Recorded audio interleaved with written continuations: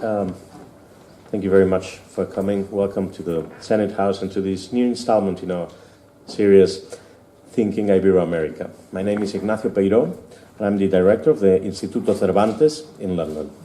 I am delighted to collaborate once more in this series with the Institute of Latin American Studies and the Institute of Modern Language Research. Thank you very much, Professor Catherine Davis, for coming along today.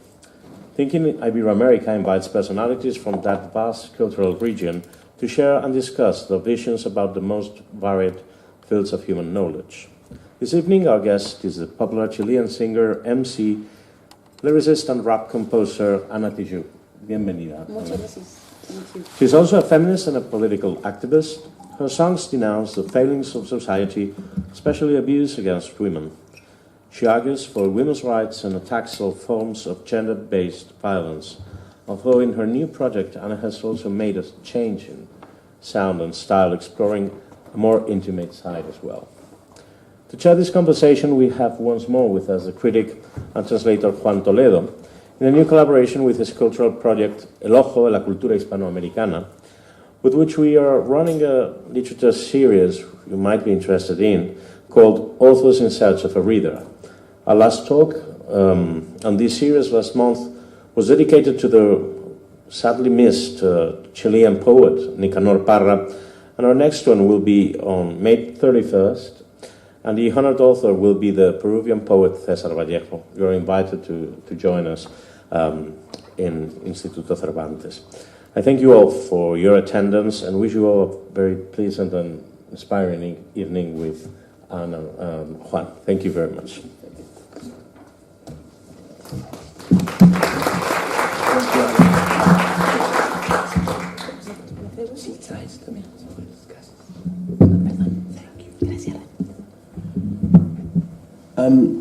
Thank you very much for coming. Thank you very much for being here. It's a pleasure and an honor, actually, to be interviewing Ana today here at the Senate House. She is on a fleeting visit to London. She just came back from Berlin. She's doing a concert tomorrow and then flying from London. Where are you going to? Paris. To Paris. So there you are, a globetrotter indeed. When I was asked about interviewing Ana, I have heard about Ana. And I have paid attention to some of her songs, but never look in detail to the iconography, the aesthetics, everything else. So I will be learning a lot, and probably there are people here who know more about Ana than I do. So forgive me, and for that reason, we're going to have a conversation of about, 45, 50 minutes, and then we open questions to the public. We have a couple of videos, 3 videos in fact, to look at Ana's kind of work on video, music videos, and discuss about, again, iconographies, presentation of music, etc., etc. But I'm going to start with something, Ana. I'm going to start with a big word, which is identity. Mm-hmm. And identity on 2 aspects, the musical identity and the geographical identity. Let's start with the geographical first. You were born in Lille, in France, and live in Paris, but your parents and all your family is Chilean. Mm-hmm. Do you feel Chilean? Do you feel Parisian? Do you feel a citizen of the world? How do you feel? Wow.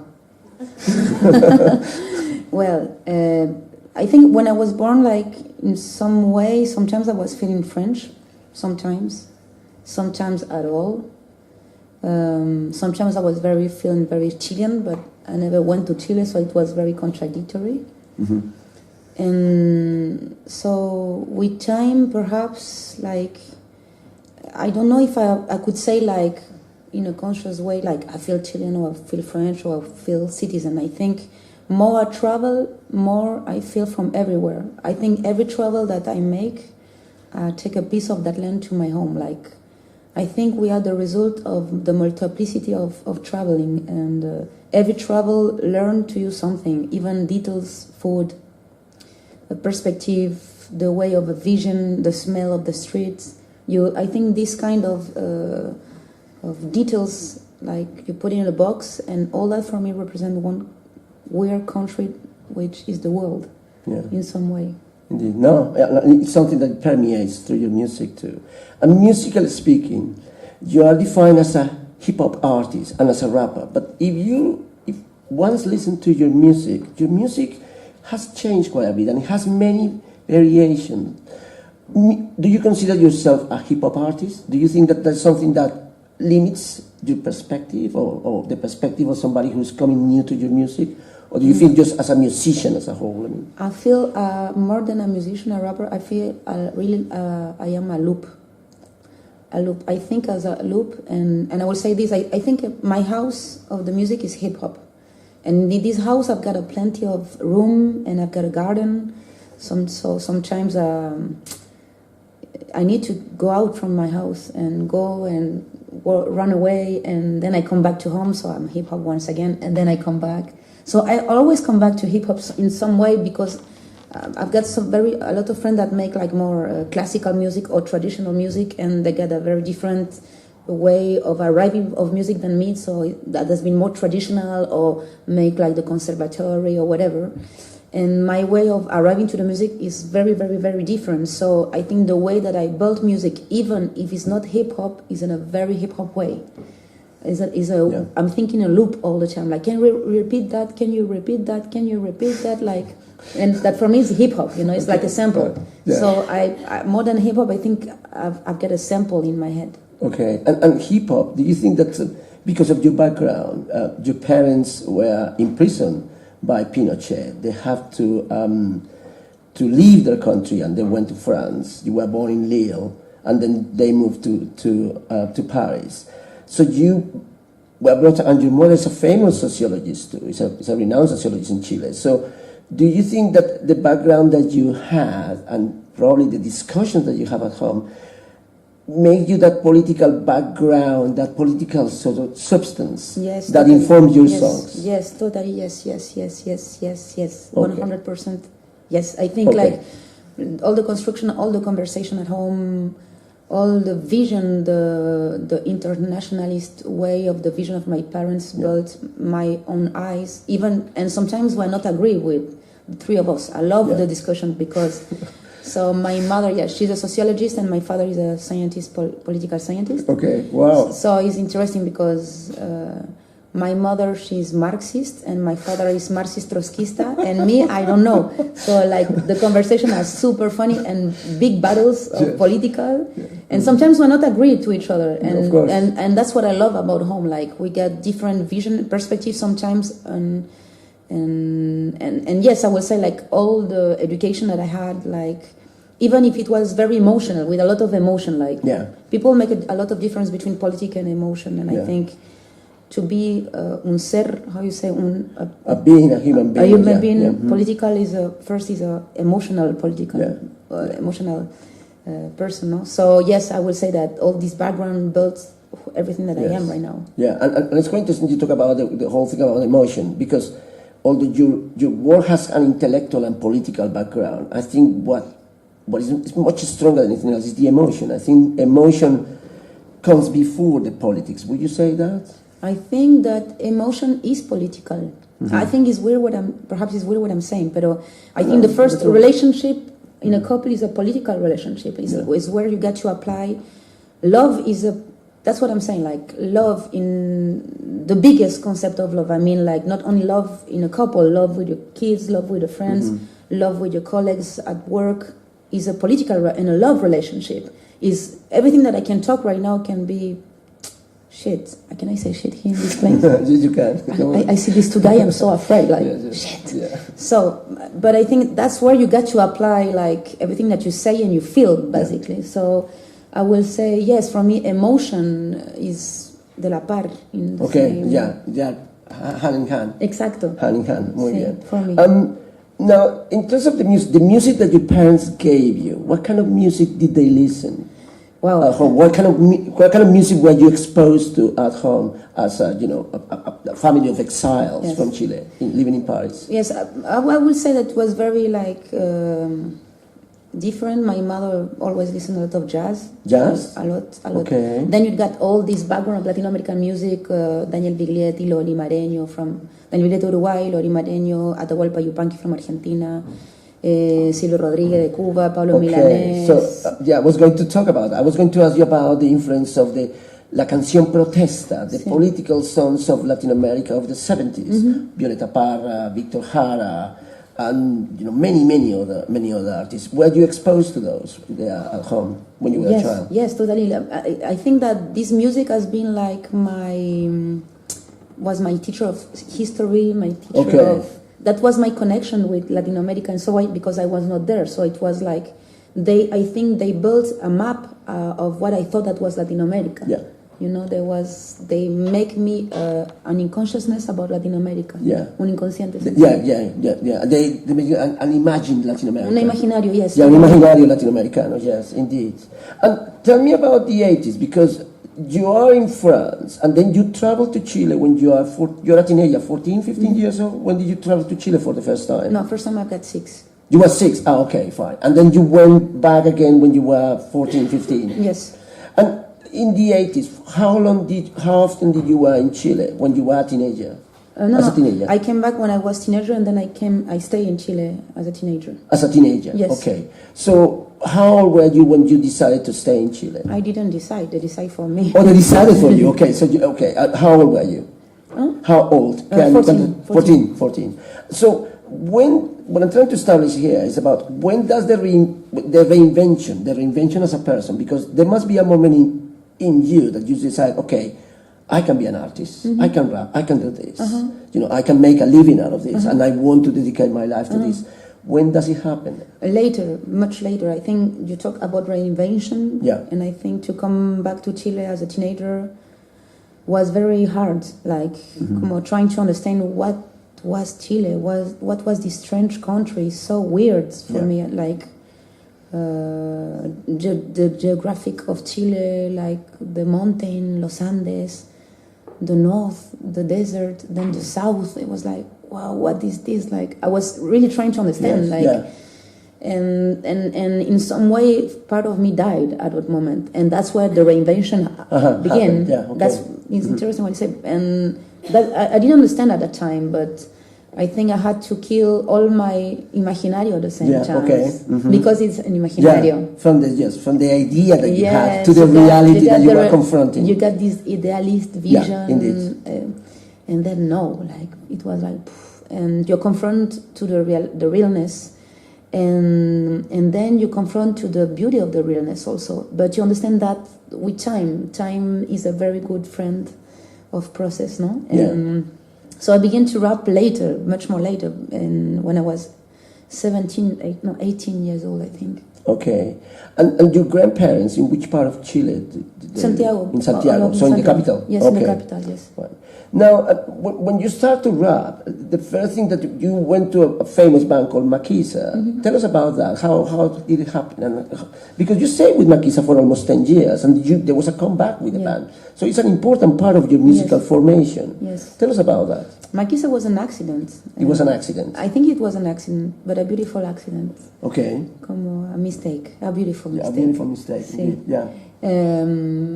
Because just at that point, I began to rap by my own, and I decided to rap because I fall in love deeply with freestyle. And I fall in love with freestyle. I always love hip hop, but at the time I had an amazing teacher at school, and we had this chapter of surrealistas and dadaistas, and for me, I make this amalgami that freestyle was dadaísmo puro. Dadaísmo. Dadaísmo, okay. It was like but with rap. That was like, wow, this world is amazing. Like people can join words and make sense or no sense, or make you laugh and have rhythm. Yeah. And it's funny because when I was very little, my father and my mother was always engaged political, so I always go to political meetings. But at the end, I feel I was much more attracted by the way that people talk, like the rhythm, more than what they were saying. Like it was like more. Nos encontramos en momentos políticos. It was like, wow. You were looking into the rhythm and the musicality of the normal speech. Yes, it's like teacher. Like there is a way of talking, the way of the musical of the syllabs, no? Yeah, indeed. So, to come back then, I feel that freestyle was this joint between rhythm, spoken, words, yes, and then I make freestyle for 1 year and a half or something like that. But I was the most annoying person because I was rhyming all day. I couldn't talk without rhyme. He was telling me something and I got to rhyme. So my mother was like, stop it, please. And I was rhyming. Okay. And this obsessive moment was very important because that's how I meet Makiza, and I meet these 2-3 guys that we make this band after, and one of them was coming Canada, was born in Canada, the other was not born in Switzerland but had a long life. Truly international. That's group. And the other was coming back from Burundi, from the civil war. From Burundi. So yes, and they're all in Santiago at all the in time. Santiago. Wow. So we joined, like all of us. We was like, yes, I was not born here. No, me neither. It was like a join of history at the end. Okay. And that's make the magical connection between us making this rap band called Makiza. And this idea of the political message, do you see rap and hip hop as a kind of the perfect vehicle for political messaging? So if you can use that verb with music, you know what I mean? No. You don't see it that way? No, because I'm not agree because Miles Davis for me is very political and Okay. there is no lyrics. Okay. Coltrane también. I think there is a bunch of music that doesn't need to have words and To be political. Sí. Jimi Hendrix could be political Sí, too. exacto. Yeah, you know, yeah, absolutely. And the guitar talk. Yeah, So okay, I yeah. will not make this post or say Okay. yes, this rap got to be. No, music. Music is a window of communication, and it can be so diverse and complex and beautiful and. Yeah, You know? indeed. We are going to watch the first video. Okay. And the first video is the one that says Somos Sur. And here you got with a fantastic rapper from Palestine, Shadia Mansour. Shadia, where are you? Hello, Shadia. And tell us about that collaboration before I can just play the video. But tell us Yes. how that song happened. Because it's so beautiful. And we were talking about before the combination of Arabic language with the Spanish language. Which is also the message, and universal. Yes. I mean, the message is that the battles Yes. is an universal battle. Yes. Here, the battles of communities, and the communities, the kind of a common theme in some of your songs is the excluded communities, the voiceless communities, the communities without voices. Yes, the idea is exactly that. It's like the way of how we can explain what it means Somos Sur. And Somos Sur for me means like the land of the oppressed people, lucha de clase, and you can find it even in North America and in England. It's not even anymore about the map, you know, like we live in a historical moment where oppression is on a higher level, you know.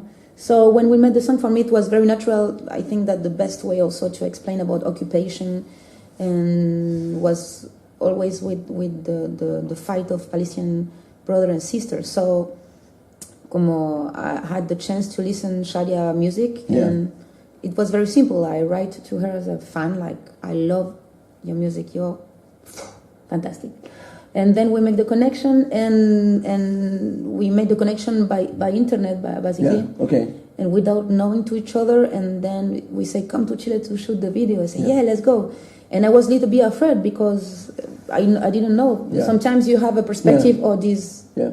What we were saying before, no era la ilusión, era El imaginario. the imaginary of somebody. Yeah, You imagine yeah. something, but then the realness is like, boom, yes. Yeah. But in this case, it was the opposite. It was like even deeper, like a lot of. Or even better than the imaginario. The imaginario, it was un super imaginario. Yeah, super imaginario. Okay, indeed. And the other thing that you discovered, I didn't know until today, that apparently in Chile there is the largest population of Palestinian exiles in the world. I mean, the largest population of Palestinian people outside Palestine live in Chile. Is that true? I think it's after Jordania. After Jordan. Yeah, because I was thinking about Chile is a bit far away from the Middle East. No, but it's true. But we get also like the Palestinian team of soccer, like the community of Palestine. Like right now, even in Chile, like I'm sorry, I forgot the name of that young girl that is in prison right now. So in Santiago right now, you got panels everywhere of this girl. Okay. Like there is really a solidarity with the Palestinians. With Palestinian people, yes. Okay. Well, let's watch the video, and we can talk about a little bit about the message and the iconography of the video. Here we go. Hopefully that will work.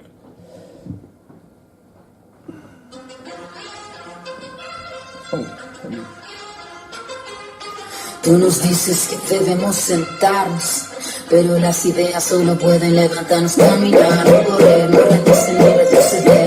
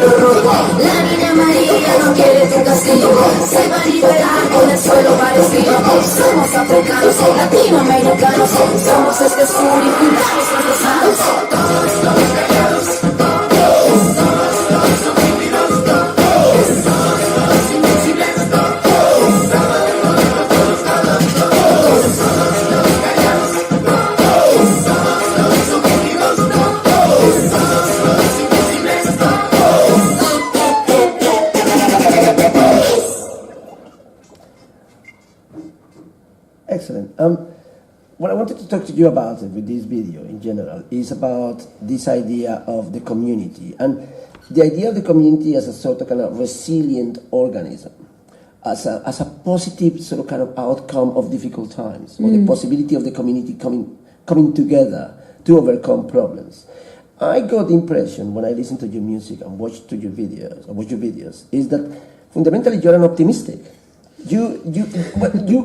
But I don't know. There's an element of optimism in your music. You present the possibility of empowerment and the possibility of improvement. Would you agree with that? I think what is esa frase? I'm very pessimistic in the theory. I'm a pessimist in theory and very an optimist in practice. Exactly. Okay. I feel totally like that. Okay, I think that organization and capacity of solidarity, international solidarity, yes, I think is a weapon that is crucial. Yeah, a vital weapon. Vital. I will say, vital tool to build humanity in the world. But sometimes I'm very, very pessimistic. I've got to say, I can Okay, yeah, but for example, the other aspect that I wanted to talk about, and this will bring me to the next video that I want to play, it is about hip-hop and the genre as a sort of kind of a female voice within a genre that some people have some kind of recognized as a sort of kind of hardcore, male, violent kind of genre. Because like any other artistic manifestation, it started as a political movement in America, when hip-hop started in the black urban communities in the United States. But it prostituted itself. It became something else. It became some mechanism of kind of misogyny, chauvinism, demonstration of power of the underprivileged, so to speak. Do you think that you as a female rapper and hip-hop artist and a musician, do you think that women and also Shadia, for example, women bring a new, fresher look into that genre, that musical genre, which is hip hop and rap. I will make a correction. I don't think that hip hop is misogynist. I think the world is misogynist. Okay, fine. You know, because we can make a poster about hip hop and say, hip hop is misogynist. Well, guess what? We are in 2018, and even in academics, some women don't win the same money than a man. Like, we are talking about this in the world, so we shouldn't take out this poster about hip hop. And I think the industry put that misogynic music on the radio. Okay. There is a lot of artists doing different stuff. There is a lot of proposition, but is in parallel. Perhaps they are not in the commercial era of doesn't get aired. But exactly. But yes, I think that right now we live in a very interesting moment where there is a lot of female rappers that are appearing more and more, and we get so much to tell that there is so many history to open. Yeah. So there is a bunch of new female rappers in Latin America from Nicaragua, Guatemala, Argentina, Bolivia. Yeah. And a young generation also, and that's very refreshing also. Like, and that put hip hop like in a new wave. Exacto. So in a new way of thinking. And do you see hip hop as these new artists and yourself as a part of a tradition, that tradition that we mentioned before? Do you feel that tradition, the tradition of Victor Jara, Silvio Rodriguez, Violeta Parra, Piero, etc.? Do you see that tradition of the protest song in Latin America? I think that we are the consequences of all those musicians. Okay. Without blues, you couldn't have jazz. Without jazz, we don't have hip hop. Yeah, indeed. Yeah. So I will say the same with all these Latin American writers in music. Indeed. For example, Victor Jara. I've got friends of mine that are metal. Other that folklorista, other that rapper, other that are whatever. Yeah. Victor Jara cross over everybody. Okay. So we are the kids, we are the sons of that music, and not only in hip hop, everywhere. And there is always a tradition in the world of telling story. Yeah. There's a tradition in music, like in all kind of music everywhere, and in Latin America with this tradition of folklorican music, of rhyming, and it can be paya, it can be décimas. There is a tradition of poetry. Yeah. So yes, of course, that also like is a result in hip hop. Of course, yes. I don't know specifically in what place. Yeah. But of course, yes. But what you're saying is very interesting, because what you're saying, I was thinking about salsa, for example, and salsa is such a popular genre, and obviously you got very good salsa lyricists, people like Rubén Blades, for example, indeed, and even some songs by Celia Cruz. Yes. Or Yo Arroyo, I think. Yeah, Yo Arroyo, indeed. Yo Arroyo, talking about La Rebelión is a very fun. There is some piece that explain Latin America for me. Yeah. When I listen Chico Huarque o La Construcción, I understand so many stuff about Latin America. Yeah. When I listen Yo Arroyo, de Colombia, La Rebelión, you understand slavery in Colombia. Yes, indeed, yeah. So yes, I would say, of course, all these writers are historiadores in some way. Indeed. Like popular academical. I don't know. It's part of the kind of the collective narrative of the continent. Exacto, and the words built reality. Yeah. And the music built reality. Indeed. I'm going to bring you to, I want to continue with the genre thing, because I'm going to talk about that video that you made about patriarchalism, or antipatriarcado. What is the title of the song? Antipatriarca. And it's very much, obviously. And there is not that name on the dictionary. Yes, I was going to say, it's an adjective. I searched it, no. It doesn't exist, actually. So, yeah, indeed. And because it's very interesting. It's not recognized by the Academia Real de la Lengua. But it's interesting, that video, because in that video, it's not only about that, it's the marginalized. You are talking about gay couples, you are talking about women, you are talking about domestic violence. It's quite prominent in the genre element there. Tell me about how you came about it. I mean, what was the genesis of that song in particular? It's interesting because it's so, we never stop to to form to each other. Okay, to educate each To other. educate to each other. So there is a lot of reflection with this song that appeared at that time, and I didn't have those reflection like 3 years before. Okay. You know? And those reflection or thoughts appear with conversation, with documentary, with wow, I never thought about that before. That's true. Like even I was thinking so badly about I got 2 kids, but I was thinking about my first kid at a time, and I was thinking like, okay, Luciano was on my. I was. Well, you are mother already. You have the first child. Yes, but when you wrote this song. Yes, Okay. I was pregnant of my second child, and I was thinking like, okay, I'm pregnant of Emilia right now. I've got Luciano. They drink my milk. They're mi barriga. They're my flesh, and they still like that. My name will be on the second place. Why? Why? And I was like, why? Like, and those kind of reflection, like making echo on my head. Or one day I was with my kid Luciano, and we was talking about women and men, and we was arriving at school, and it was like 10 kids outside, 9 girls and 1 little boy. And I was saying to Luciano, how you will write this sentence, esta frase? And he say, ellos están conversando. They are talking. Yes, but how one guy can cut like the ellas? Ellas. Okay, fine. Yeah. You know how yes, one like the collective. The collective. So I was thinking about the collective pronoun is masculine. So I was thinking a lot. I know that for some people say, oh la la, but I mean like it's interesting because the word, la palabra crea realidad. Well, that's a feminist theory. You know that you are entering into the kind of the whole thing about the analysis of language from a feminist point of view. Yes, the whole thing about they. Well, in English, it doesn't. That separation doesn't exist. It's neutral gender, although not completely. But in Spanish, you have to specify the gender. The gender. And the they, ellos implies women and men. Amigos, female and male, but amigas only female. Yes, only female. So I was thinking about all this kind of conversation, and then I received an amazing manifiesto from unas compañeras from Bolivia that live in Argentina. There is a lot of Bolivian working in Argentina. Yeah, a large community. A large community of workers and domestic workers. And they live in Buenos Aires, a lot of them in the capital. So I received a very simple manifiesto that was not this academic feminist manifesto. It was very simple. It was like, I will not accept that you scream to me. I will not accept that you beat me. And that's how the song was born in some way. I was super.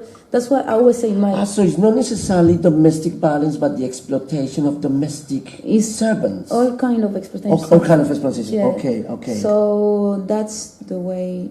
That's the way I like. No, that's the way the song was born. And the other thing is quite interesting. You're talking about the identity to the surname. Tijoux is your maternal surname, not your paternal one. That's another story. That's another story. Could you elaborate a little bit more on that? It's going back to the idea of identity. It's a little bit more complicated, but I don't have the name of my real father. Okay, fine. Okay, I see. So you took the name of your mother's name. My mother gave me her since I was born. Her name. Okay. I always was Tijoux. Okay, it wasn't a personal decision by you. No, it was a fight between my parents. Okay. Let's watch the video that we're talking about. Antipatriarca, and we can talk a little bit about it because I find it fascinating. I don't know. The sun was weird outside. I think. Oh, I'm crazy. Yes. Perhaps I'm crazy too. Okay. I'm sorry for that. See. I think we got the next one. This one is hopefully Fermin. Is that right? Okay, excellent. Play. Thank you. Here we go.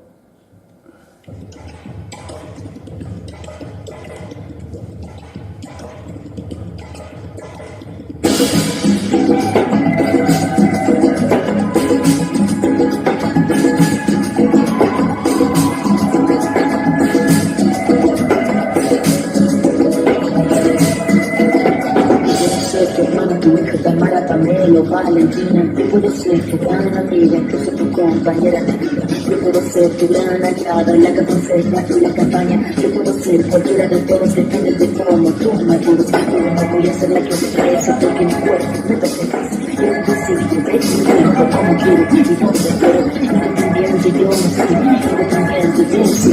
Yo no camino detrás de ti, yo camino de la paz. Tú me vas a humillar, tú me vas a golpear, tú no me vas a denigrar, tú no me vas a obligar, tú no me vas a silenciar, tú no me vas a callar.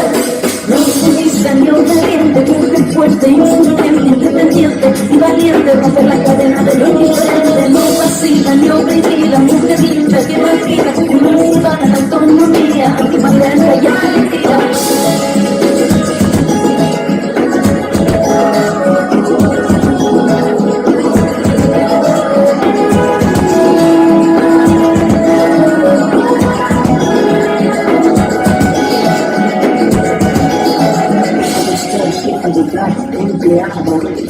Yo puedo ser protagonista de nuestra historia, una que agita la gente de la comunidad, la que despierta la vecindad, la que valoriza la economía de su casa, de sus amigos.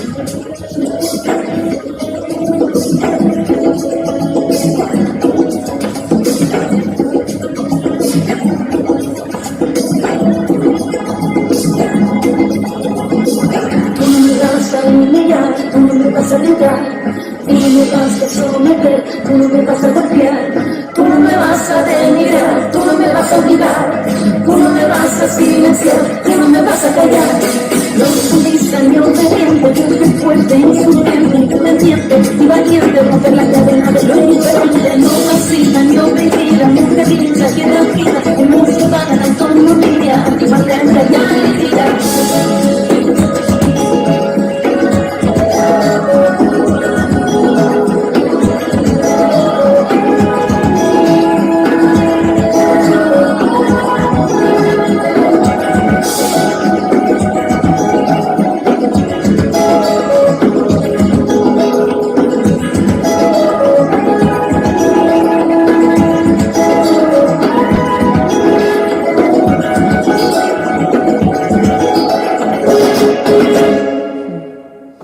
Excellent.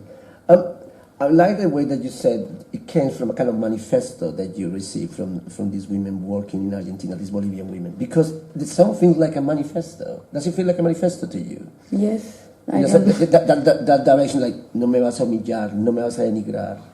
See, this sort of kind of, not commands, but saying clearly, stating where your position is. Sí, o sea, a bit, that's long time ago, I didn't see this video. Okay. But it's interesting how, I like that video. I never thought I like it so much. Because I quite like it too. I like it. Yes. And it's funny that we are in a room of pensamiento crítico and we see two men, like no woman in this room, like, and putting this video. This is interesting a for me. military man and probably full of men, like chancellor of the university. So yes, pero yes, it's like, I think that's why I think that music and my lyrics I'm a very good stoller of idea. I think. And where was it filmed? In which cities? Or several cities at the same time? All the world. All the world. Okay. We contact everybody to Japan, to South Africa, really everywhere. And that's part of the spirit of your music, isn't it? This universality of things, this universal language of the struggle, the sort of the internationalism of the injustice. That the injustice is a very common across the world, across social classes, and also across gender. It's also transgenerational too. You got several generations, from the oldest to the youngest to the children. Because I think that we always have been trying to be put to cut to each other, like. Yeah. So we are in this amazing place right now, and I mean, this place is beautiful. No? Yes. Yeah. We can feel el pensamiento, no? But at the same time, like, I feel that a lot of people is afraid of this place. Yeah. That puts you also like in a position like. Culture as an oppression too. I mean, like, afraid but I mean, like, in every place, like with music, with age, like I don't. Exclusive spaces. Yes, like the individualism of and I think which is interesting about life is fall down those walls of individuality to have the capacity to see like to each other and the beauty of the difference, and even like, and without taking away your identity, which is very different, no? Yeah. But yes, like I think that's that empoderamiento of I think it's something that interests me. Yeah. In general, like And I was thinking about also another question I wanted to you, not only empowering people or empowering individuals, but also the whole thing about a space, occupying spaces. And with your music occupying certain spaces, not only mental and intellectual spaces, but also geographical spaces. Videos like this being filmed in many different parts of the world, with many different people and many different communities, having people who look Asian and having a gay couple from Latin America. They look Latin Americans to me, I don't know, probably. But that kind of element, occupying those spaces through music. Yes, I think that it is another tool, like in general the video. That's I think it's another door to touch, I think. Okay, and I'm gonna move last, because we're open to the questions of the people, but we are gonna do the last video, which is a very curious video, which is you taking a quote by Marx: "Everything that is solid will vanish into thin air. Todo lo que es sólido se desvanece en el aire," which is a perfect, I was saying to you, it's a perfect Alexandrine, 14 syllables. I never thought about that. But it's basically, I learned that from Octavio Paz, I didn't know because I counted the things, but it's a perfect Alexandrine in Spanish. So, but it's very interesting because also it's the only one with cartoons, animations. Yes. Tell us a little bit about what you came about that. And it's one of my favorites. Of all the videos I've been watching of yours, this is one of my favorites because it's very political, it's very direct. It's a critique of capitalism itself. You're moving a gear here. You're moving away, just think, okay, look at what the system is like. I wanted that my kid understand the video. That's why I make it like that. It was a present for your kid. Yes. Okay, there you are. Okay. Let's look at it. This is Samosur. No, one moment. I'm going to another one. But I know that some teacher put it in Santiago, and they write me some teacher, and they put the video in the school, and they say, no, you can't put that video in school. Like it's too violent. Like it is. There is an element of that. But let's watch it and have a conversation about this.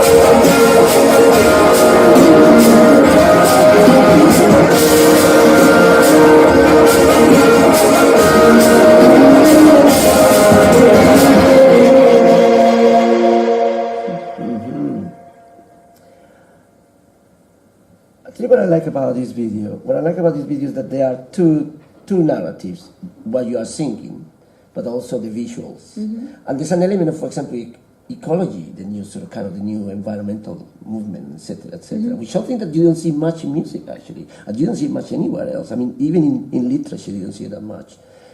Being the biggest problem that we are facing now as a species, there's not enough production, critical production. There's a lot of scientific production, but no critical production in the artistic sense about environments. And even there are songs about the environment, but very few.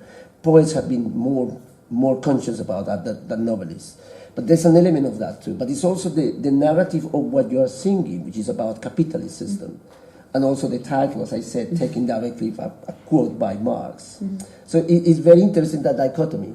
Who did the He's a friend of mine that made political vignettes. Okay. And he never made a video, so it was his first video. First and the only one he made. And, excellent. And he's a very good friend, and we decided to write the script together. Okay. And what do you imagine? Like, I imagine this, that. Okay. So it was like very funny to write this. How was it received by your fans and the people? What did they say when they saw that video? Because it's a departure from the rest of your videos. I don't know. I don't remember. I know that a lot of teachers have been using at school. Yeah. But a lot of teachers also, was telling before, that say that they couldn't put the video at school either because it was too violent. And I got a very last question from me before I open to the public. And the last question is about what's next for you, because you are now an international artist, renowned, endorsed by people like Tom Jones by Radiohead, endorsed by Iggy Pop, which is the godfather of punk, but seriously iconic music figures around the world. What's next? I mean, where do you see yourself going, musically speaking?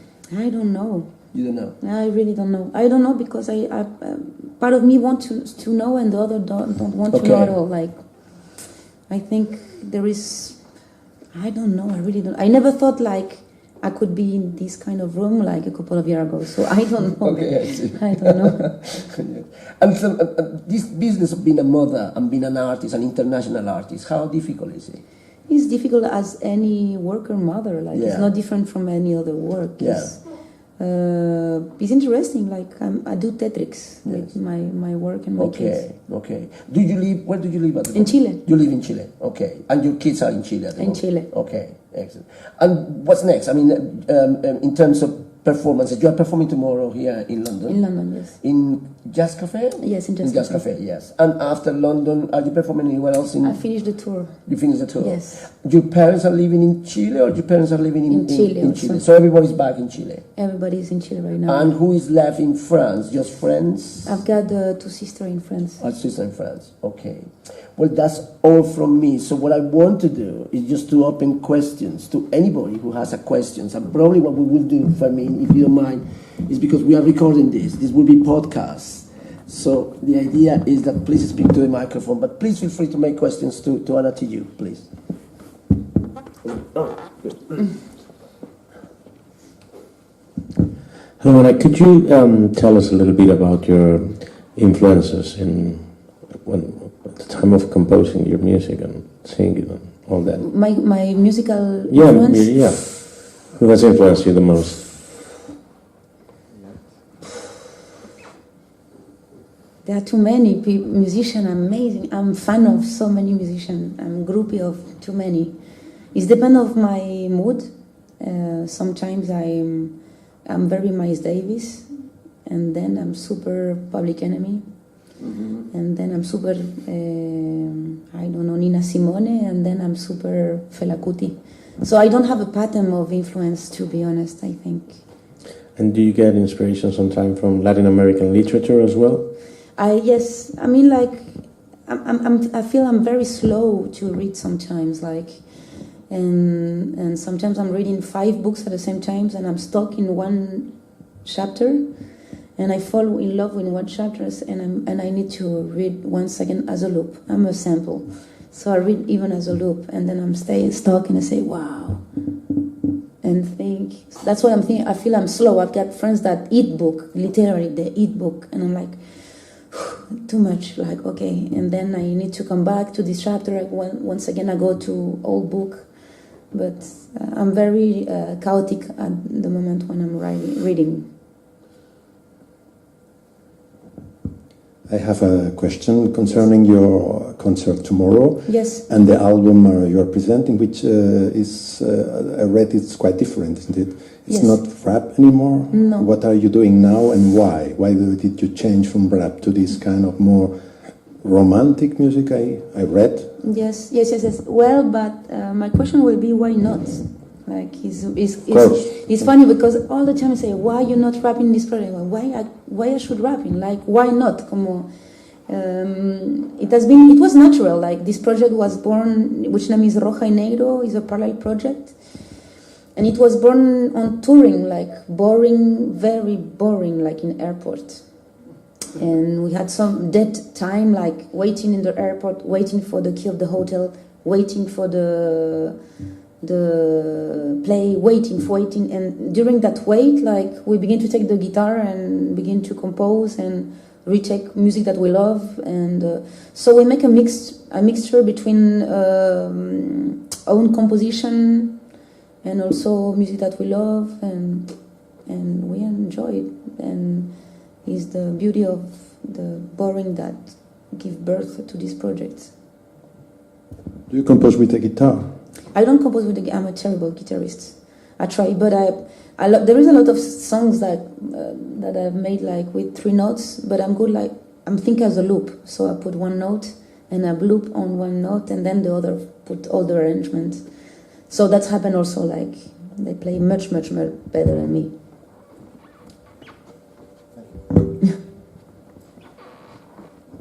Hello, can I make the question in Spanish? Yeah. Gracias. Me siento muy feliz, muy contento de tener cantantes como tú en la palestra chilena. De verdad me emociona mucho. La primera vez que escuché de ti fue en el Valle del Elqui. Hermoso. Sí, la gente te ama allá. Básicamente mi pregunta, yo nací en Chile y salí porque me quedé saturado de Chile. Y a diferencia de tú, de ti. Sí. Básicamente mi pregunta es, ¿cuál es la responsabilidad que tienen los cantantes chilenos, como tú, que tienen tribuna a la gente, en la responsabilidad a la política? O sea, básicamente, ¿qué pasa con la gente que tiene el poder popular, el poder de cantar a la gente, claro, de encantar también a la gente, y que desafortunadamente cambió un gobierno donde no vela mucho por la gente, más por el capitalismo y el lado que es conservador acá en Inglaterra? ¿Cuál es la responsabilidad como artista local, como artista chilena, con el pueblo, básicamente? Claro. ¿Dónde está la fuerza? ¿Por qué básicamente se perdió el poder, básicamente socialista, pero no tan socialista, claro, capitalista también? Sí. Esa es mi O sea, te agradezco mucho. Oye, gracias por los cafés, te amé. Okay, I can... Could you please translate if you okay. want? That's why I asked you. Okay, fine. Well, a quick translation. I know Ana could have done it herself. The quick translation is about what is the responsibility of an artist like Ana, who has seen the world but also lives in Chile, with the Chilean artists and with the Chilean people, and particularly with the sense that with the political changes that happens in every country. And I like the word that you say, people, singer, una persona que canta, y una persona que encanta. To encantar is to enchant people. So the two go hand in hand in Spanish, cantar y encantar. Should I answer in English? Please. Yes. Yes. Okay, so first of all, I thank you for the coffee. And I would say that, like, I'm full of contradiction, and I've got much more question than answer the majority of the time. Like, I will amplify, like, perhaps your question, and I don't think that is the responsibility of the musician, is the responsibility of all of us. I think it's very heavy that to put, like, on the shoulder of artists the problem of the world. Like, we all live this problem. And why I'm saying this, because I think music are ¿cómo se dice? Acompañantes? Historical companion of historical moment. But I don't know, in my case, like, sometimes I'm super pessimist, and then, wow, I don't know, I got the possibility to see a teacher that make a class, and that person, I feel that is changing the brain and the chemical of the thought of every person that is in that room, you know. So the responsibility of the person is amplified also. It's not only in musician, it's not only in art, it's everywhere. It's in academic, in organization, at school, with your kid, with your friends, with your relationship. I think we got all our responsibility, an historical responsibility. It's true that music we got the mic, it's true, but I think we all got different kind of microphone to amplify our thoughts. Sometimes, I don't know, like, you think that perhaps a conversation with one friend is only two person, but that two person is a whole universe. And those two person continue to install that beautiful virus of thoughts with more people. So, and I think also, like, talking about consciousness or unconsciousness, I love unconsciousness also. I'm not Stalinist at all with music. I think we need also a music that is totally fantasiosa and poetic. I don't think we got to pull walls in art, and I hate fascism in all kinds. So I will say that perhaps our responsibility is a responsibility that we all got in our soul in some way. And I don't know what you do in life, if you're a teacher or whatever, like, or estudiante. I'm learning about the world thing like this. Okay, so you got the same responsibility as me, you know? So that's what I want to say. It's a collective responsibility. And to say, yes, we are right now in this new government of Piñera, which is a very complicated moment. But we got to understand that this system of privatization is not, that was not under Piñera. Piñera is just a symbol. Yes, he's very neoliberal and whatever, but we live in a privatization of all our rights since dictatorship. Like, this democracy since then never changed very much rule, you know. So we can put, like, it's crazy, we need all the time an enemy with a face, but the enemy got very different faces sometimes, and we live this enemy even in ourselves. So I think it's a battle with ourselves, and that's what I'm talking about, social responsibility in some way, you know. More questions, also?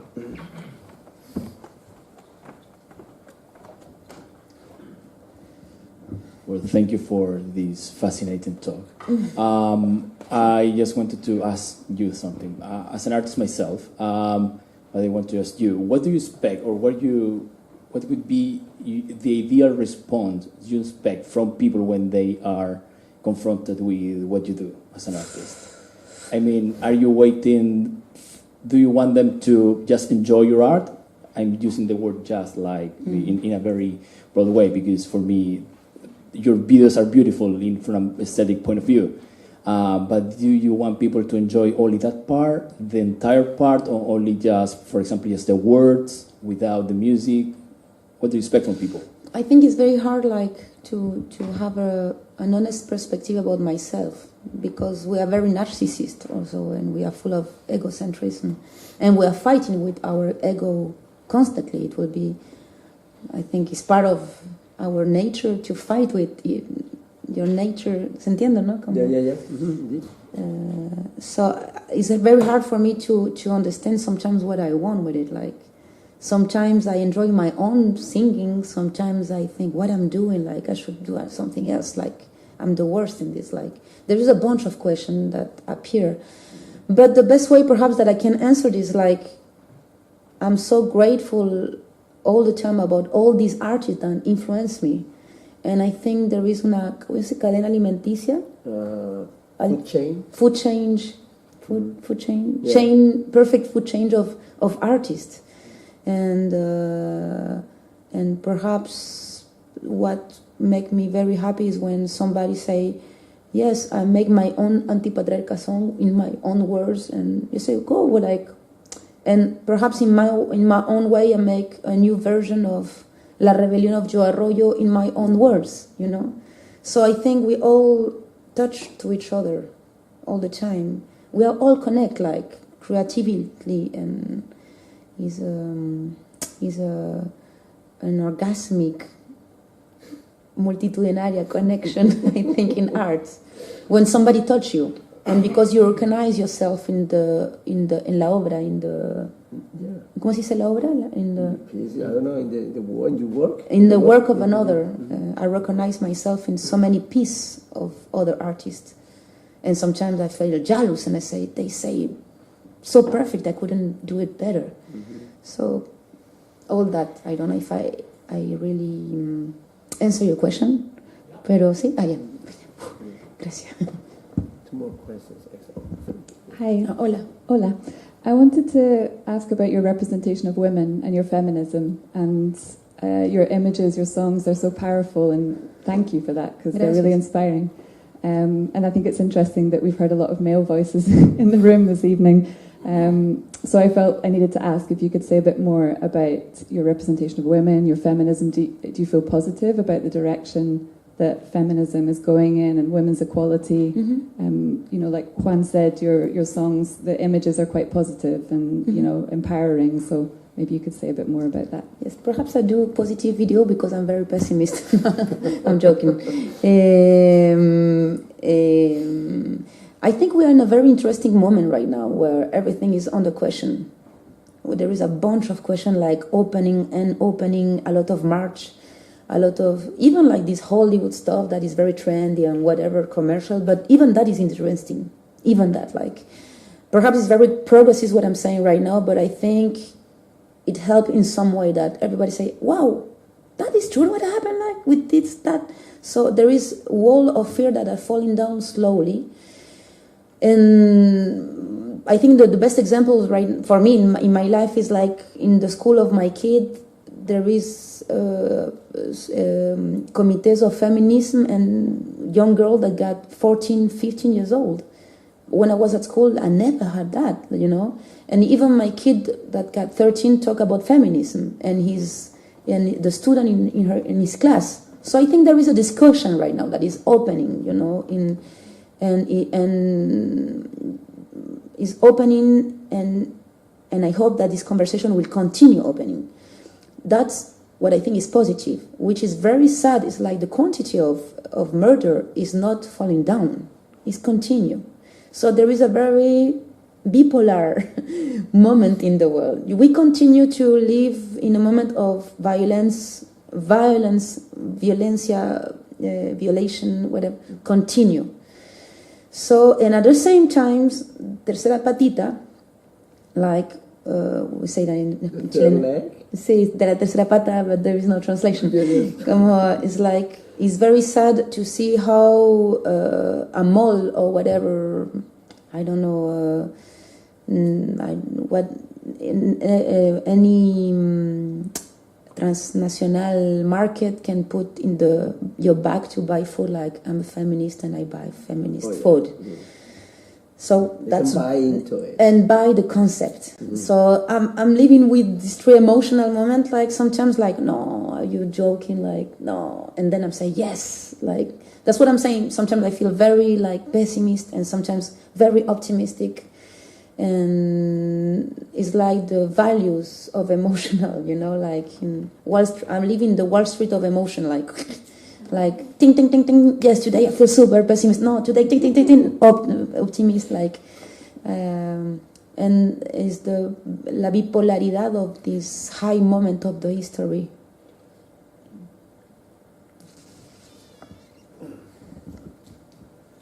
Hello. Hola. Yeah, Ana. I would like to know more about the Chilean hip-hop scene, because I live here in London and I know very few artists from Chile, but I know there are many in Latin America. Could you tell me a little bit more about what is happening with the hip-hop music in Chile and what are the main artists at the moment? I mean, it's a scene that is very, like, growing up very, very, very, very fast. Since 20 years already or more, 20, 25 years. And there is a new generation, so very fresh, full of energy, vitality, and it's super interesting. Like, it's very refreshing to see this new generation making festival and bunch of people, young lady rapper, guy, producer, new video. So I think there is a scene that is growing up. And I will say that one of the most interesting scenes, for me at least, is a new scene of a new rapper from Mapuches, and they are singing Mapudungun.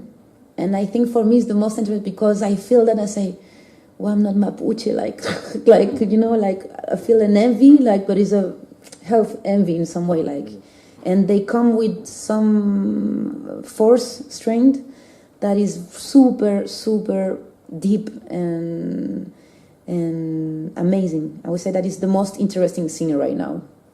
What is the name? You got Luanco, there is a bunch of the names. Mapuche rap. Mapuche rap, yes. Okay.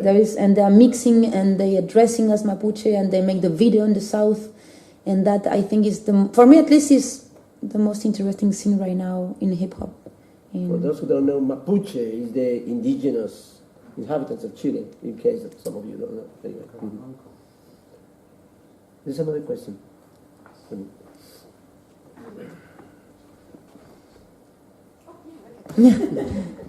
Yeah, you kind of touched on this earlier, but I wondered what you thought about the contemporary political situation in Chile. We've got a right-wing billionaire, Piñera, a new package of austerity politics. Do you see your music as feeding into a new wave of struggle against Piñera? Or, what do you think about the contemporary political situation in Chile? I'm sorry, ¿qué piensas de qué? ¿Qué piensas de la música en contraste con lo de Piñera? ¿Existe una forma de oposición al gobierno de Piñera? It's what I was saying before, I think it's bigger than Piñera. It's like Trump. We need it's funny because everybody say Trump want to put the wall, he want to put the wall. The wall already exists. What are we talking about? You know what I mean? It's not Trump that make all this confederation flag. The people already had those confederation flag in the house. The enemy was already there. So it's not Piñera that created the enemy. But we need a face. So I think the battle is more than Piñera. It's about an economic system that want to be slave of the system. When the dictatorship arrived, basically what they do is privatization of health, jubilación, how do you say? Yeah. Come on? Pensions, I'm sorry, and education.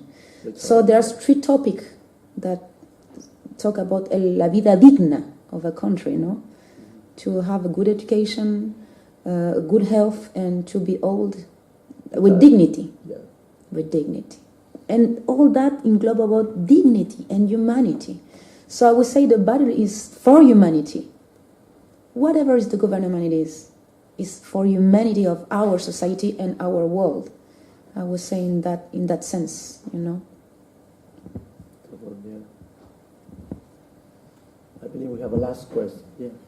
Okay. Hi, it's a very simple question. I know that you said that you're not sure about what your direction artistically is, but I was just wondering, what are your thoughts at the moment? What are the things that you think you want to talk about? What are the things that are exciting you in terms of topics? Because your music is very about topics, about addressing things that are happening around you, things that you see. And even if you don't know yet what shape it's going to have, I would be very interested to know what are the things that are on your mind right now that you would like to talk about in the future. I'm writing my new album and I'm fighting with my new album. And one of the topics that I'm talking about is having 40 years old. I'm thinking a lot about that. I know it's funny, but I had 40 last year. And I always thought when I was 15, I was thinking when I will be 40, I will be old. And yes, and I will be dressing with a dress and with the conservative. I thought I was myself a conservative person. And then I look myself and I dress the same way when I was 15, So I'm thinking a lot about that and about I'm super interested about the body, el cuerpo. Because even sometimes I go to the university, you see my mother and you see all these academical women, super bright people, but they are all very worried about to be old. That is a problem, And I'm thinking about what what is wrong with us? Like, even myself, like, about what is the canon of the beauty, and thinking about the body as a map, about a free territory also. I was thinking a lot about that, and about how the damage that we do to each other, like with the body, like, do you understand? Even pleasure. Pleasure is something that interests me a lot also. How it's very taboo also, and a lot with the woman. Like pleasure, masturbation with women? No way. Like, it's something that is very like in a box, when is one of the most beautiful stuff in life. Like, enjoy your sexuality, or freedom with all the world, and with your body, con toda la palabra, with all the word. So I don't know how, but I'm trying to talk about that, and it's one of the topic, and I'm trying to go. I don't know how to make it, and the other is I'm very curious about crazy people, about mentally ill people, and sometimes I feel that we are the crazy people, and they are super normal. You know what I'm saying? Because I've got friends of mine that come from Argentina that got a collective surrealista, which name is Errorista Internacionales, and they make like a workshop in a psychiatric in Holland. Oh, you got to see them there. Most interesting. And they make this workshop in the psychiatric, and when they arrived, they couldn't connect with the mental health people. And then there was thing they were all smoking, so they decided to all dress as cigarette, and everybody was dressed as a cigarette. And I say that's more normal than people in the street. That that was much more like, for me, much more healthy, even if I was smoking. No, I don't know how to organize all that, but it's like como like talking to my head. Yes. Fascinating stuff. I think that's no more questions that I can tell. Any more questions? Oh, a last question. Hi. Hola. Hola. You're very challenging and very open and very beautiful with everything you're saying, and I presume that you come up against a lot of hostility from sort of conservative forces. How do you deal with that? How do you deal with the anger and the passion and the love that comes from that? Que eres muy abierta con tus ideas y todo. ¿Cómo lidias con la agresión que puede venir de ciertos sectores más conservativos de la sociedad? Wow, that's a good question. It's hard. Sometimes it's hard, but I think the hard is myself. I'm fighting with my own conservative and my own fascist person inside me. My own fascism. I think that's my harder battles, more than the outside. Because we all got sometimes you boycott yourself, and you don't have the capacity to enjoy, like, we are in a very crazy mental health in the world right now. I think we are a lot of people under depression without knowing. Like, some self-medicated, thinking that we are okay, like taking Prozac and pills to wake up, pills to sleep, pills to make love, pills to... So I'm fighting with myself. I think I couldn't put you like these, of course, these conservative places where it's hard. Yes, it's hard, of course. Like, I think that more than the conservative is like the gossip media that put me sometimes in a place where I don't want to be. So I'm always put in my country as she's confrontational or complicated. But sometimes that's worry me, but that worry me is myself, like how to not lose my head, like, because sometimes I feel too pessimist, and so I'm fighting, and so that's why I need all the time to see stand-up comedy or stuff that put me in another place and arrive to la liviandad.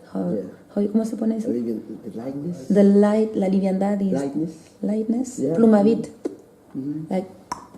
Like como hidrógeno. Yes, hydrogen. Yes, sí, yes. I need that all the time. Excellent. Thank you. That was a fantastic question to close the evening, I have to say thank you to ILAS.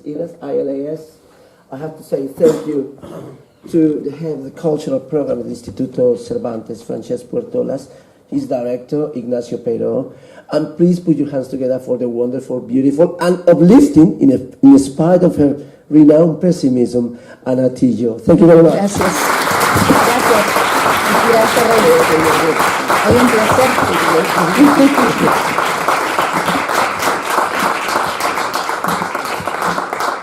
Thank you very much.